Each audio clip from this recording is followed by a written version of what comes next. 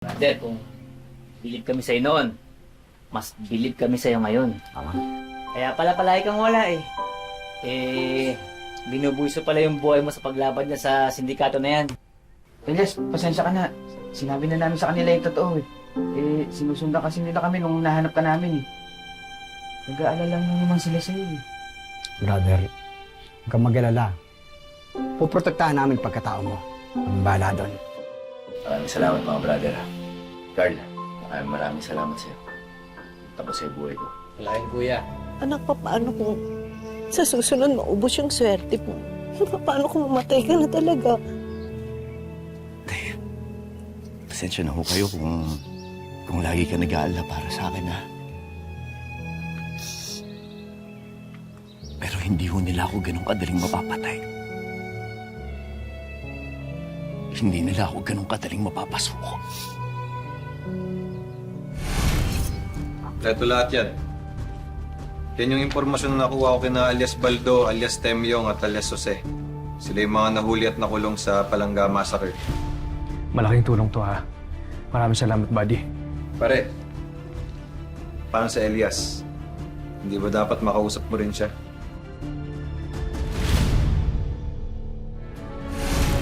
Nakakahiya man sa'yo eh. Hingi pa ako ng isang pabor. Sasamahan ko na muna si Elias sa'yo dito. Dadaan ko lang to sa suki ko. Sige po.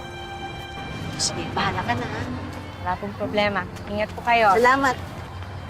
Ano, ha? Diyosara ka talagang babae ka eh, no? Nilalandi mo si Elias, no? Uy, huwag mo ang bigyan ng kulay to.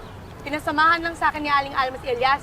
Samahan lang pala. Sinungaling ka? Adi, ano ba na? Ay, nilalandi mo! Bitaw mo ako dito. At nandito ako dahil alam ko na mga biktima lang kayo ng Palangga Massacre. At alam ko mga biktima lang din kayo sa pagkamatay ng pamilya ni Elias Guerrero. Ayos lang kung buhay namin yung mawawala. Pero paano ang mga pamilya namin? Ayaw kong mapahabak ang mga pamilya namin. Hindi mapapahabak ang pamilya ninyo. Ipangako ko yun sa inyo. Ang importante ngayon, tulungan niyo ako. Tumistigo kayo sa oras na bubuksan na ulit ang kaso. Kailangan ko ng tulong niyo. Hindi ko magagawa to kung hindi niyo ako tutulungan. Naintindihan niyo?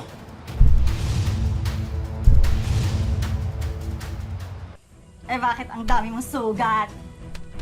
Correct. Meron ka kasi hindi sinasabi sa amin, kaya umamin ka na. Umamin ka na.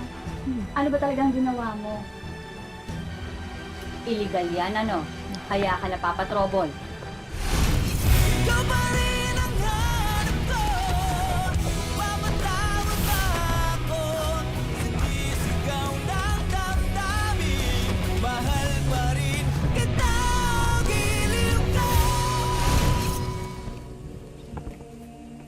Elias?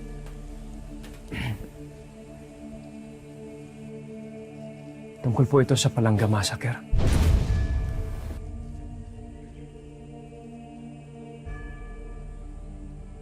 Tungkol sa pagkamatay ng pamilya mo, Elias.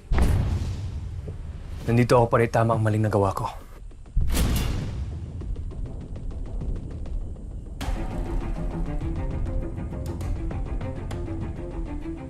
Kailangan ko po ng tulong yung dalawa. Gusto ko po sana buksan ang kaso ulit.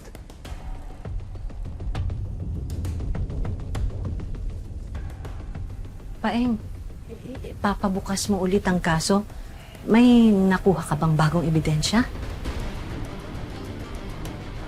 May kailangan po kayong malaman. Malaki ang kasalanan ko sa inyong dalawa.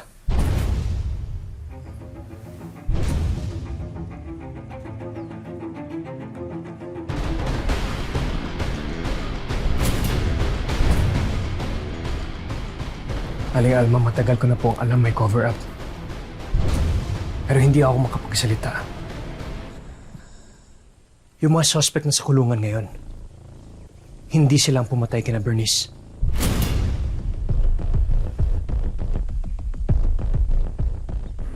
Aling Alma, hindi ako nakapagsalita agad nung nalaman kong totoo.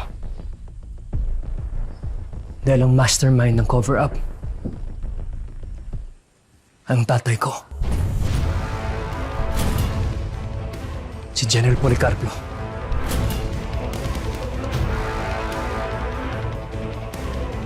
Ang ibig mong sabihin, kasabwat ka ng mga taong nagtatago ng katotohanan? Isa ka doon sa mga taong naging dahilan kung bakit hindi nakakuha ng hustisya ang pamilya namin?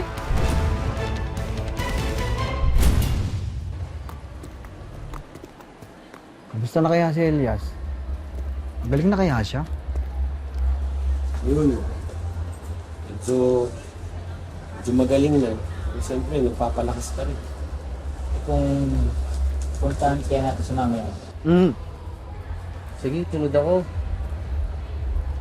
Basta't ako, kapag sumugod si Elias na naka-Black Rider, talagang sasama na ako dyan. Bakit? Kaya ko rin naman magpatumba ng mga kalaban, Wah. Baka ikaw ang matumba. Parang wala kang tiwala sa akin, ha? Ay! Teka lang. Ay, dalawa. Tumigil nga kayong dalawa. Puro kayo kalokohan Baka mamaya may makarinig sa inyo Oo nga. Basta tandaan niyo na pag-usapan natin yung pangako natin. Kahit anong mangyari, walang makakaalam ng tunay na pagkatao ni Elias. Kahit anong mangyari, hindi natin siya iiwan. Oo naman. All for all. All for you! All for all. Kasama ka? Oh, ayan, all for one. All for one. Okay na tayong natin. Tagal pa na order natin. Hayop ka! Tinuring kitang kaibigan sa loob ng maraming taon, tapos anong ginawa mo sa akin, Paeng? Ha? Anong ginawa mo sa pamilya ko? Ay, paingsin mo nga sa akin. Anong ginawa ko sa'yong mali para magawa mo sa akin to? Anong ginawa ko sa'yo? Naipit lang ako dito, Elias. Pasensya ka na talaga. Hayaan niyo po siya. Naintindihan ko po. Nagagok na. Elias! Pasensya na talaga, Elias. Ulo ka. Tama na. Aling Alma, okay lang. Naintindihan ko po siya. Sige po. Ay,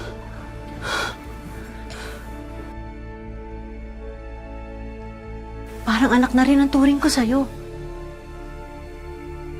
Pero sa totoo lang, masama ang loob ko sa'yo. Kahit nung nasa Cebu pa lang tayo, kakasama na tayo, hindi ba? Hindi rin naman iba sa'yo si Bernice, di ba? Pasensya na talaga. Naipit lang po ako. Naipit? Paeng, naipit? Pasensya ako araw-araw. Nakukonsensya! Bakit di ka nagsalita? Paeng, bakit di ka nagsalita? Ang sabihin mo sa akin, wala kang pinagkaiba sa mga kriminal sumira sa buhay namin. Dahil traidor ka! Traidor ka sa patay mo! Tama na. Pasensya na. Pasensya na talaga. Aling Alma, pasensya na din talaga. Magsama kayo ng tatay mo, Paeng. Magsama kayo. Umalis ka na dahil baka mapatay pa kita! Sa ka na talaga sa akin. Naipit lang ako dito. Dahil natakot ako baka mawala si Joanne sa akin. Yung mga suspect na tumira sa pamilya mo. Sila din ang pumatay sa pamilya ni Joanne. Wala na akong pakialam sa'yo, Paeng. Wala na akong pakialam sa lahat ng sasabihin mo. Ano kung bakit? Dahil wala kang kwentang kaibigan! Elias, pasensya na. Paeng, di ka ba kinikilabutan sa mga sinasabi mo? Sa ginawa mo? Ha? Hindi lang ako tinraidor mo dito pati asawa ko, si Bernice, anak ko!